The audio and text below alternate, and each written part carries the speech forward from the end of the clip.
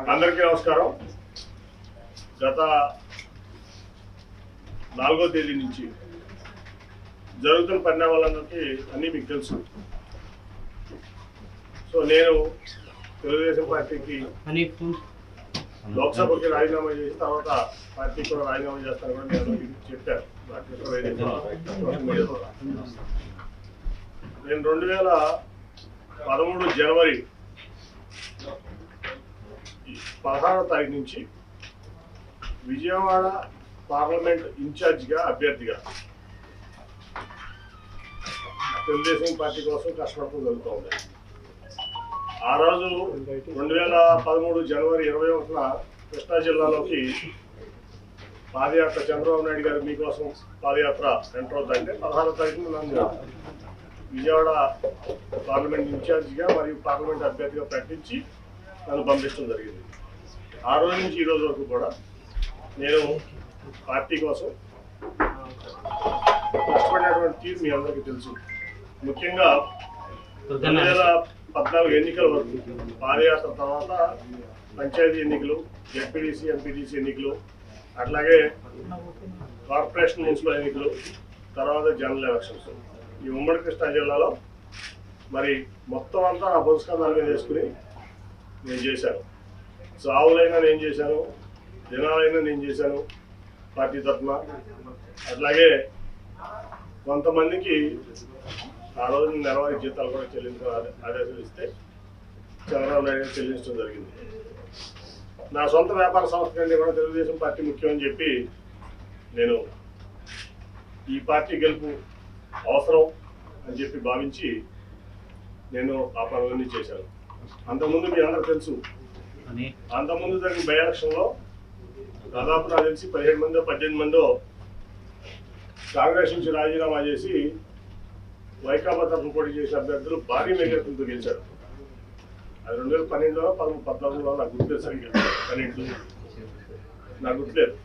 అప్పుడు అందరూ అన్నారు నన్ను, ఎందుకు నువ్వు ఈ డబ్బులు వేస్ట్ చేసుకుంటున్నావు, టైం వేస్ట్ చేసుకుంటున్నావు, ఈ పార్టీ గెలిచేది లేదు, ఏమీ లేదు, ఈ చంద్రబాబు కూడా ఎందుకు నమ్ముతావు అని చెప్పి మా సొంత సామాజిక వర్గం వాళ్ళే ఆ రోజు నన్ను మందలించారు. సరే, మరి ఒక లక్ష్యంతో నేను దిగాను. ఆయన గెలిపించుకోవడమే నా లక్ష్యం. కాబట్టి ఏమైనా పర్లేదు, నేను ఎట్లాగే ముందుకు సాగుతానని చెప్పి ముందుకు సాగితే కార్పొరేషన్ గెలిచాం, జెడ్పీటీసీలు గెలిచాం, ఎంపీపీలు గెలిచాం, పంచాయతీలు గెలిచాం, తర్వాత జనరల్ ఎలక్షన్లో కూడా గెలిచాం. అప్పుడు శ్రీనివాస్ గారు బీజేపీ అభ్యర్థిగా అలయన్స్లో ఉన్నారు. అన్నీ గెలిచాం, జిల్లాలో అంతా అదే బాధ్యత. అప్పుడు ఖర్చు పెట్టిన ప్రతి రూపాయి నేను ఖర్చు పెట్టింది. తదనంత పరిణామం కూడా తెలుసు. అన్నీ అయిపోయిన తర్వాత నా టికెట్ ఇవ్వని చెప్పి ఆ రోజు ఇంకా ఆన్లైన్లో 5 పెట్టారు. ఆ రోజు నాకు సరే ఏదైతే అయిందని చెప్పి నేను కూడా ముందుకెళ్తే ప్రజా ఆగ్రహం ముందు దాకా మళ్ళీ నాకు సీట్ ఇచ్చారు. ఆ రోజు అంత రొల్లి చేసిన తర్వాత అట్లాగే ఆ తర్వాత మరి ఏ రోజు కూడా ఒక ఎంపీగా మరి అక్రమ సంపాదన అనుకోవడం కూడా ఆశపడకుండా నిజాయితీగా పార్టీ కోసం, ప్రాంతం కోసం, ప్రజల కోసం కష్టపడ్డా. ఆ ప్రాసెస్లో మీ అందరికీ కూడా తెలుసు, ఆస్తులు అమ్ముకున్నా, వ్యాపారాలు మానుకున్నా. ఇవాళ నేను అమ్ముకున్న ఆస్తుల విలువ హైదరాబాద్లో 2,000 కోట్లు, లక్షణాలు 2,000 కోట్లు. అమ్ముకున్న ఆస్తులు మీకు కావాలంటే నా 14 ల్యాక్ సర్టిఫికేట్ తీసి వాళ్ళు చూస్తే ఆస్తులు ఇవాళ వాల్యూ 2,000 కోట్లు ఉంటుంది. అట్లా వ్యాపారం కాకుండా కొన్ని విషయాల్లో ఆయన నా పట్ల ప్రదర్శించినటువంటి తీరులో వ్యాపారం కూడా ఆపుకోవాల్సి వచ్చింది. ఆ రోజు కూడా నేనేం బాధపడలా, వాటి నెక్స్ట్ అనుకుని ముందుకెళ్ళాను. ఇక్కడ 19 ఎలక్షన్ మళ్ళీ గెలిచాను. ఇక్కడ లోకేష్ గారు మంగళగిరిలో ఓడిపోతే నేను విజయవాడలో ఎంపీగా నేను గెలిచాను. మరి ఆయన పార్టీ ఇన్ఫ్రాస్ట్రక్చర్ అంతా ఇచ్చారు, రిసోర్సెస్ అన్ని ఇచ్చారు. అట్లాగే పార్టీ యంత్రాంగం మొత్తం ఆయన కోసం కృషి చేసి ఆయన ఓడిపోయారు. అట్ ది సేమ్ టైం నేను ఎప్పుడు కూడా చంద్రబాబు నాయుడు గారి తీసుకోలేదు, నేను గెలిచాను ఎంపీగా. ఆ తర్వాత చాలా పరిణామాలు మీరు చూశారు. అనేక రకాలైన ఆయన మనుషులను పెట్టి నన్ను అవమానపరచడం జరిగింది. అట్లాగే ఫైనల్కి వచ్చేపటి కార్పొరేషన్ ఎలక్షన్లో సీటు, మేయర్ సీటు లేడీ అయినప్పుడు నేను జనరల్గా ఢిల్లీలో ఉన్నాను. ఫోన్ చేసి మేయర్ కార్పొరేషన్ ఎలక్షన్స్ ఏం చేస్తామని అడిగాను నన్ను చంద్రబాబు నాయుడు గారు. నేనేం ఆలోచించలేదు, ఇన్ఛార్జ్ ఉన్నారు కదా అది చూసుకుంటారంటే కాదు, మేయర్ అభ్యర్థి ఎవరిని పెడుతున్నారంటే నాకు తెలియదు సార్. ఇదే మాట మీకు చెప్తున్నా, నేను ఒక కుటుంబం కోరుకోవట్లేదు. ఆ రోజు అన్నాడు బోండారావు గారి వైపు పెడతారని నిజమేనా అని నన్ను అడిగారు ఫోన్లో క్వశ్చన్. నిన్న వాళ్ళ వరకు ఎవరికి చెప్పలేదు నిజం, నాకు తెలియదండి అన్న.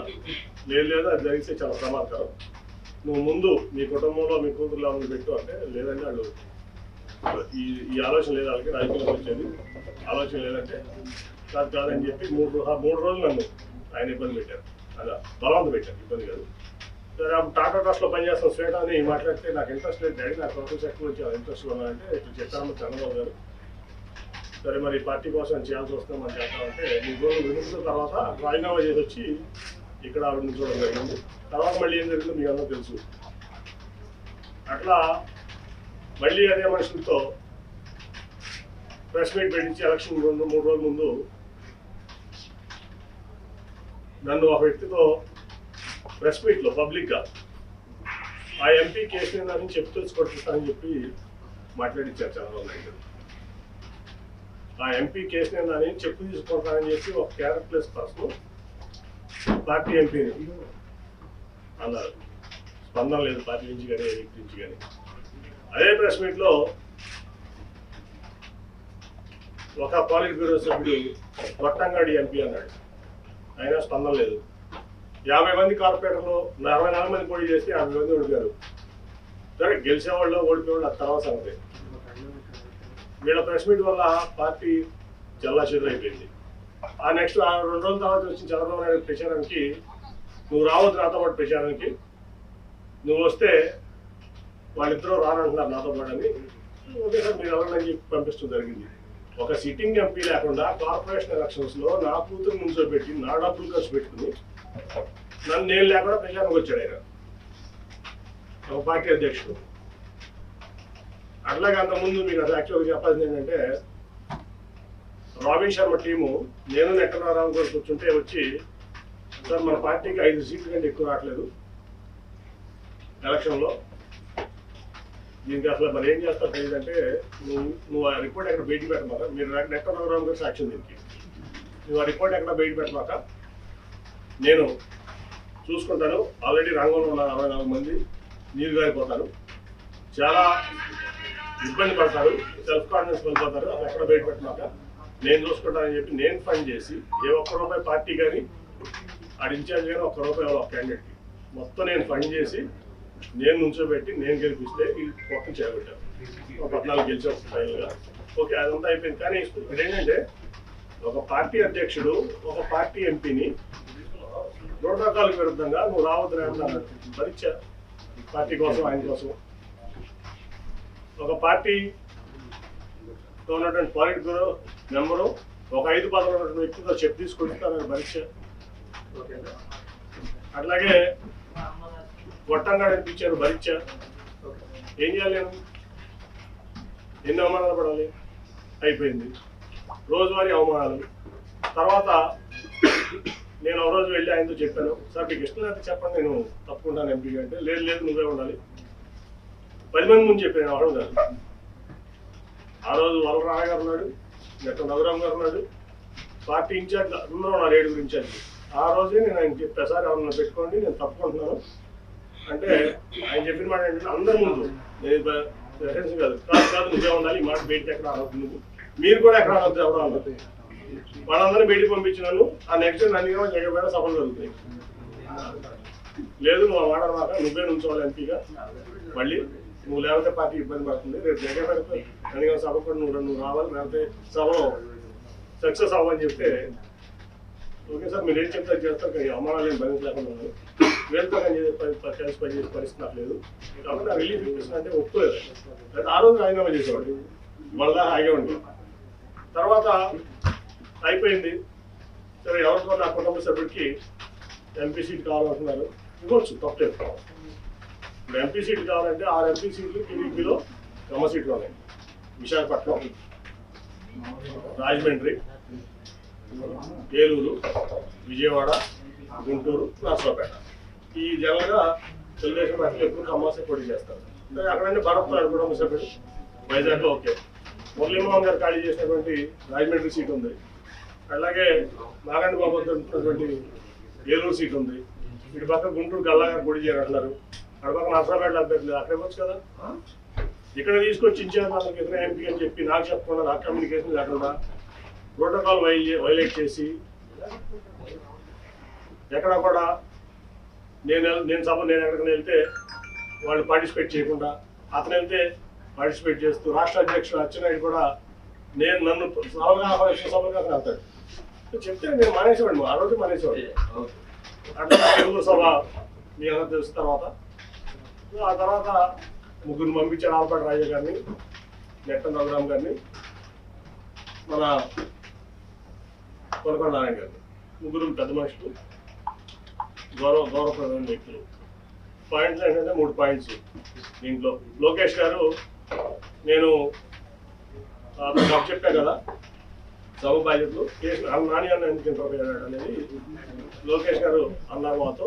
అంటే నాకు ఎవరు చెప్పారు, నాకు అఫీషియల్ కమ్యూనికేషన్ ఉందా లేదా ముగ్గురు అతను చెప్పారా, అతను వస్తున్నాడు కానీ అతను అప్పు చెప్పారు అనేది. పొద్దున్న టెలికాన్ఫరెన్స్ లో అచ్చెన్నాయుడు గారు చెప్పారంటారు. నేను టెలికాన్ఫరెన్స్ ఎప్పుడు లేను ఈ పార్టీలో. ఏ రోజు నేను టెలికాన్ఫరెన్స్ లో ఉన్నా, జూమ్ కాన్ఫరెన్స్ లో ఉన్నా, నేను పార్టీ ఇంట్లో మీటింగ్ లో ఉన్నాను. ఎందుకంటే అవన్నీ వేస్ట్ అని నా అభిప్రాయం. సో నేను లేను. కనీసం మీరు ముగ్గురు చెప్పారు కదా, ఆ రోజు ముందు రోజు ఆలపాటి రాజా గారు ముందు రఘురామ్ గారు ఫోన్ చేసి మీరు వస్తారంటే నేను వస్తున్నా అని చెప్పాను. ఎందుకంటే అధినేత వస్తున్న సభ నేను రాకుండా ఎట్లుంటాను, మీరు అయితే రేపు సన్నాహ సభకు ఏర్పాటు చేయాలి, మీరు గైడ్ చేయాలని 2 అంతా వెళ్ళా. ఆ రోజు కూడా అప్పుడు తెలియజేసి నేను వెళ్ళేవాడిని కాదు. వెళ్ళిన తర్వాత రౌడీ ముగ్గురితో నన్ను కొట్టించాలని చూశారు. మా వాళ్ళందరూ కలిసి చట్టం పడి నన్ను రక్షించుకున్నారు. పోలీసులు కూడా చాలా యాక్టివ్గా ఉండి నన్ను రక్షించుకున్నారు. అంటే నా కుటుంబంలోనే చిచ్చిపెట్టి నా కుటుంబ సభ్యుడితోనే నన్ను కొట్టించాలని కూడా మరి లోకేష్ గారు ఎందుకు అనుకున్నాను నాకే అర్థం కాదు. నేనేం చేశాను, ఈ పార్టీకి ద్రోహం చేశాను. నేనేం తప్పు చేశాను? 9.5 ఏళ్లలో నేను చేసిన తప్పు చూపించాను. పార్టీ పట్ల కానీ, విజయవాడ పట్ల కానీ, విజయవాడ ప్రజల పట్ల కానీ. ఎందుకు నన్ను ఇట్లా చేస్తారు, ఎందుకు నన్ను అవమానపరచాలనుకున్నారు? మీరు జైల్లో ఉంటే నేను మీకు అండగా మీ కుటుంబానికి అలా నిలబడ్డా కదా. సో ఇవన్నీ చూస్తే చంద్రబాబు మోసగాడని చెప్పి ఈ ప్రపంచానికి తెలుసు. కానీ ఇంత పచ్చి మోసాలు చేస్తా, దగాలు చేస్తా, కుటుంబాలు మరి చిచ్చు పెడతా ఈ రకంగా చేయడం భాగం కాదు. సరే ఆ రోజు రాజీనామా లేక సబ్మిట్ చేస్తా అని చెప్పి ఇవాళ మెయిల్లో పంపిస్తా స్పీకర్ గారికి. అట్లాగే నా పార్టీ రాజీనామా గారు కూడా అది పంపించడానికి ఇది కూడా పంపిస్తారు. అట్ ది సేమ్ టైం మర్యాదపూర్వకంగా మన ముఖ్యమంత్రి గారిని రావడం జరిగింది. ఆయన అనేక సార్లు విజయవాడ వచ్చారు సభకి. యాక్చువల్గా నేను అటెండ్ అవ్వాలి, ఎందుకంటే ఒక ఎంపీగా గవర్నమెంట్ ప్రోటోకాల్ ప్రకారం ముఖ్యమంత్రి వస్తాను, నేను అటెండ్ అవ్వాలి. అది నా బాధ్యత, హక్కు కూడా. కానీ ఏ రోజు పార్టీ నన్ను అటెండ్ అవ్వద్దని చెప్పడం నేను అటెండ్ అవ్వలేకపోయా. ఇవాటి వరకు ఒక్కసారి మాత్రం రాష్ట్రపతి వచ్చినప్పుడు గవర్నర్ రాజ్భవన్లో కలిసి విష్ చేశాను ఆయన, అంతే తప్ప నేను ఇంతవరకు ఆయన ఎప్పుడు డైరెక్ట్గా కలవడం జరగలేదు, ఫోన్లో కూడా మాట్లాడలేదు. ఈ వాళ్ళు బాగా రిసీవ్ చేస్తున్నారు ఆయన నన్ను. ఖచ్చితంగా మనం కలిసి ప్రయాణం చేద్దామని చెప్పి ఆయన చెప్పారు. కాబట్టి నేను పార్టీకి రామలింగం చేశాను కాబట్టి ఇప్పుడు నేను ఫ్రీ బర్డ్. సో నా నిర్ణయాలు నేను తీసుకుంటా. ఒకటైతే గ్యారంటీ, చంద్రబాబు నాయుడు అనే వ్యక్తి ప్రతి మోసగాడు, దాంట్లో డౌటే లేదు. ఈ రాష్ట్రానికి కలిగిన వ్యక్తి అతను. సరే జనం దేవుడు అనుకుంటారా, లేదా కులపరంగా అనుకుంటారా, మీడియా పరంగా అనుకుంటారా, లేదా మరి ఎందుకు అనుకుంటారా అది కానీ ఈ జగన్మోహన్ రెడ్డి గారు అయితే పేదల పక్షపాతి, నిరుపేదల పక్షపాతి. డెవలప్మెంట్ అనుకుంటారా, కోవిడ్ వల్ల కొన్ని 2 ఏళ్ళు భారతదేశమే ఇబ్బంది పడింది, ప్రపంచమే ఇబ్బంది పడింది, భారతదేశం కూడా ఇబ్బంది పడింది. సరే డెవలప్మెంట్ అవుతుంది, అటు ఇటు అవుతుంది. కానీ ప్రజల్ని హ్యాపీ పెట్టే దాంట్లో దాదాపు 2 లక్షల కోట్ల చిల్లర ఇవాళ వరకు సంక్షేమం ఇచ్చారు ఆయన. ఇంకా ఇస్తానికి కమిట్మెంట్ మన చర్చ చాలాసేపు మాట్లాడటం జరిగింది. సో నాకు బాగా నచ్చారు ఆయన. నచ్చినా కాదు, ఆయన పక్కనే చూస్తాం, వింటున్నాం. సో ఆయనతో కలిసి ప్రయాణం చేయాలని చెప్పి నేను నిర్ణయించుకున్నాను. వన్స్ నా రాజీనామా ఆమోదం చెందగానే నేను పార్టీలో చేస్తాను. ఎవరండి, నేను 2014లో కూడా చంద్రబాబు టికెట్ అడగను. ఎప్పుడు కూడా ఆయన గేట్ ముందు నుంచున్నాను, డోర్ ముందు నుంచున్నాను. నేను ఎప్పుడు చంద్రబాబు టికెట్ అడగను, 19 అడగల. అట్లా నేను ఆయన కూడా ఎప్పుడు టికెట్ అడగను. నాకేంటంటే నా విజయవాడ అంటే పెద్ద ప్రేమ. మీ అందరూ కూడా తెలుసు అది ఆ విషయం. విజయవాడ అంటే పైకి చచ్చిపోతాను నేను. నాకు కావాల్సిన విజయవాడ డెవలప్మెంట్, విజయవాడ ప్రాంత ప్రజలు మంచి చేయడం. అందుకే టాటాను తెచ్చిన, గట్టిగా ఆయన కాళ్ళు పట్టుకుని నువ్వు వద్దు చంద్రబాబు నాయుడు గారు ఆఖరికి విమానాశ్రయం కూడా నేనే, ఎందుకంటే ఆయన 5,000 ఎకరాల్లో ఇక్కడ కట్టుకుందాం అంటాడు ఈ నాగార్జున యూనివర్సిటీ దగ్గర. సార్ అది అవ్వదు, తన ముందు ఒక మినిస్టర్ కూడా, మన మినిస్టర్ ఉన్నాడు civil aviation, centre of Jaitley గారు అంటే నాకు సపోర్ట్ ఆ రోజు వెంకయ్య నాయుడు గారు, శ్రీనివాస్ చౌదరి గారు, లేకపోతే ఆ ఎయిర్పోర్ట్ కూడా ఉండేది కాదు. సో ఆయన మా విజయవాడకి నిజం చెప్తున్నారు, మీరు ప్రెస్ కాబట్టి మీరు కూడా తీయండి. 2014 నుంచి 19 వరకు విజయవాడకి ఒక 100 కోట్ల రూపాయలు చంద్రబాబు నాయుడు గారు స్టేట్ గవర్నమెంట్ ఇచ్చింది చూపిస్తుంది. నేను తీసుకొచ్చిన సెంట్రల్ ఇచ్చాను, ఇంక్లూడింగ్ టాటా ట్రస్ట్ కానీ ఏదన్నా కానీ. అరుణ్ గారు తెలుసు టాటా ట్రస్ట్ తెలిసాం ప్రాంతంలో అన్ని విలేజెస్లో, అలాగే ఫ్లైఓవర్స్ కానీ ఏదన్నా కానీ అది నేను కేంద్రం నుంచి తెచ్చింది. ఆయన ఒక 100 చెత్త, ఆయనకి విజయవాడ పట్ల చిత్తశుద్ధి లేదు. ఆయన ఏంటంటే షాజహాన్ తాజ్మహల్ కట్టాడు, నేను అమరావతి కట్టాను. షాజహాన్ తాజ్మహల్ కట్టాడు కదా, ఎవరు కట్టారు తాజ్మహల్ అంటే షాజహాన్. అమరావతి ఎవరు కట్టారంటే చంద్రబాబు కట్టారని ఇది తప్ప విజయవాడ పట్ల ఆయన చిత్తశుద్ధి లేదు. తెలిసే 100 కోట్లు కూడా 2014 నుంచి 19 వరకు విజయవాడ అభివృద్ధి వరకు చంద్రబాబు నాయుడు ఇచ్చింది, చేసింది. మొదటి నుంచి చెప్తున్నా నేను. ఆయన చెప్పేవాడు సార్, విజయవాడ ఇది రియాలిటీ, విజయవాడ ఇది reality. Amaravati is your dream which has to be converted into a reality. అది అవసర గిఫ్ట్ సిటీ కట్టారు ప్రధానమంత్రి. ఇంకా చాలా ఇబ్బంది ఉంది అక్కడ. ఎకానమీ అంటే అప్స్ డౌన్స్ ఉంటాయి. ఒక ఢిల్లీ వదిలిపెట్టి, ఎన్సీఆర్ వదిలిపెట్టి, అహ్మదాబాద్ వదిలిపెట్టి, బాంబే వదిలిపెట్టి, పూణే వదిలిపెట్టి, చెన్నై, బెంగళూరు, హైదరాబాద్, కోల్కతా వదిలిపెట్టి అమరావతి ఎందుకు వస్తారు సార్? ఎవరన్నా దేనికి వస్తారు? ఇవన్నీ అవ్వవు సార్. ముందు విజయవాడ, గుంటూరు ఇవన్నీ తెలుసుకున్నాం అని చెప్పి ఎన్నో సందర్భాలు కన్ఫర్ట్ అయ్యారు. కానీ ఫస్ట్ టైం నేను ఎంపీని, నీకేం తెలియదు అని చెప్పి నేను తోసేవాళ్ళు. ఓకే, నా పని నేను ఏదో సెంట్రల్ గవర్నమెంట్ తెచ్చుకున్నా, నా విజయవాడ కోసం చేసుకున్నా. ఓకే, నేను హ్యాపీ, నా విజయవాడ ప్రజలు హ్యాపీ. నన్ను వాళ్ళు ఓన్ చేస్తున్నారు, వాళ్ళు నేను ఓన్ చేసుకున్నా. రెండోసారి యాంటీవీలో కూడా నాకు గెలిపించారు. దానికోసం నేను కష్టపడుతున్నాను, ఇంకా కష్టపడతా. సో నేను అనేది ఏంటంటే, నేను ఎప్పుడు ఆయన్ని టికెట్ అన్నా, ఈ టికెట్ అనుకున్నా. సో నేనైతే జగన్ గారితో సేల్ చేద్దామని చెప్పి నిర్ణయించుకున్నా. సేల్ చేస్తాను, ఆయన ఏ బాధ్యత చెప్తే చేస్తాను. సార్ మీతో పాటు టీడీపీలో సిట్టింగ్ ఎంపీలు చాలా మంది పోటీ. మిగతా ఎంపీల గురించి తెలియదు కానీ విజయవాడ పార్లమెంట్లో అయితే టోటల్గా 60% టీడీపీ ఖాళీ చేసేస్తాం, దాంట్లో డౌట్ లేదు. సార్ ఇందాక మాట్లాడుతూ బోండా ఉమా గారి వైఫ్ కి మేయర్ అభ్యర్థిగా ఇస్తే ప్రమాదం అని చెప్పండి. ఏంటి సార్ ఈ క్వశ్చన్? కాదు, చంద్రబాబు గారు ఆయన చెప్పిన మాట మీకు చెప్పాను. ఇవాటి వరకు నేను ఎక్కడ కూడా ఎంత అవమానాలు నేను రివ్యూ చేయాలి, మీకు కూడా తెలుసు. ఆయన అన్నమాట అది, బోండా ఉమా గారి వైఫ్ని పెడతారంట, నిజమేనా అని అడిగారు నన్ను. ఇదే క్వశ్చన్ నాకు తెలియదు సార్, నేను అసలు దాంట్లో ఇన్వాల్వ్ అవ్వలేదు అన్న. కాదు అది చేస్తే చాలా ప్రమాదం, నువ్వు ఇమీడియట్గా మీ అమ్మాయిని పెట్టని చెప్పి పంపించారు. నన్ను ఢిల్లీ నుంచి విజయవాడ పంపించారు ఆయన. ఈ మాట ఇవాళ వరకు నేను ఎవరికి చెప్పలా, ఇంక్లూడింగ్ నా సొంత కుటుంబం చెప్పలా. 60% తెలుగుదేశం పార్టీ ఎన్టీఆర్ జిల్లాలో ఖాళీ అయిపోతుంది. ఏదైనా నేను జగన్ గారితో కలిసి ప్రయాణం చేయడం నిర్ణయించుకున్నాను. ఆఫ్టర్ మై రిజిగ్నేషన్ నేను మానసిక విచారణ చేయను కొంతమంది లేదా, మీకు అర్థమవుతుంది. సార్ అంటే జగన్ పాలన నేను రాజీనామా చేసి వచ్చి ఆయనతో సేల్ చేయడానికి, ఆయనతో పాటు సేల్ చేయడానికి పేద ప్రజలకి ఆయన అన్నవాళ్ళ తీరుతూ నాకు నచ్చింది. కాబట్టి ఆయనతో పాటు నేను నడుస్తాను, నేను సిద్ధపడ్డాను. ఆయన ఏదో ఇస్తే ఎంపీగా పోటీ చేయమంటాడా, ఖాళీగా ఉండమంటాడా, పార్టీ చూసుకోమంటాడా, విజయవాడ ఎన్టీఆర్ జిల్లాలో ఆయన ఇష్టం, ఆయన వదిలేసి.